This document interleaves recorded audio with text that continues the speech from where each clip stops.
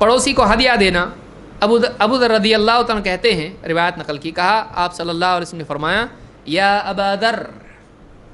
अबा दर इदा तबख्ता मरक़तन फ़अक्सिर माअहा व तआहद जीरानक।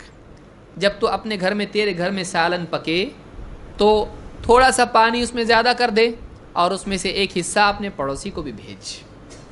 यानी घर में कुछ अच्छा बनाया, थोड़ा ज़्यादा बना, नहीं बना सकता तो पानी ही ज़्यादा मिला दे, लेकिन पड़ोसी को भी कुछ भेज। ये तेरी तरफ से उसका इकराम भी है और उसकी हमदर्दी भी है। वो फ़क़्र फ़ाक़े का ज़माना था, पड़ोसी भूखा रहता था, मालूम नहीं पड़ता था। तो तू क्या कर, घर में तेरे कुछ अच्छा बने तो अपने पड़ोस में भी भेज दे। सालन बन जाए, पड़ोस में थोड़ा सा उसमें से भेज दे। तो वक्तन फ़वक्तन आदमी कुछ अच्छा बन गया घर में, पड़ोस में भी भेज दे। कभी लगता है कि इसके हालात थोड़े तंग चल रहे हैं, मोहब्बत से भेजे, लेकिन ऐसा नहीं कि एकदम एहसान जता के, बल्कि आदमी दे और ऐसा करे जैसे नहीं दिया। इस हदीस को इमाम मुस्लिम ने रिवायत किया है। इसी तरह से आपने फरमाया, इज़ा इश्तरैत लहमन औ तबख्त क़िदरन फ़अक्सिर मरक़तहु वग़रिफ़ लिजारिक मिन्हु।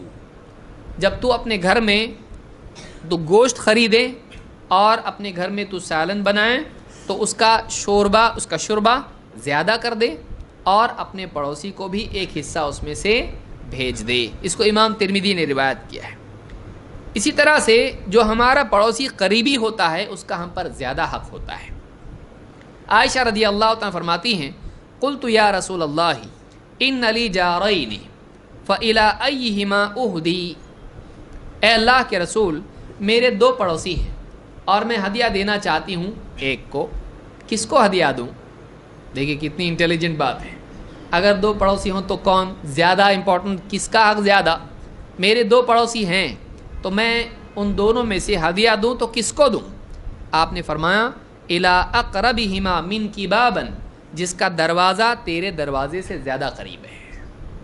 जिसका दरवाज़ा, क्योंकि ज़ाहिर बात है जितना दरवाज़ा करीब है उतना करीबी होता है। जिसका दरवाज़ा, घर का दरवाज़ा तेरे दरवाज़े से ज़्यादा करीब है उसको हदिया दे, इसलिए कि वो ज़्यादा करीबी है और ज़्यादा करीब होने की वजह से उसका हक़ ज़्यादा है। इस हदीस को इमाम मुस्लिम ने रिवायत किया है।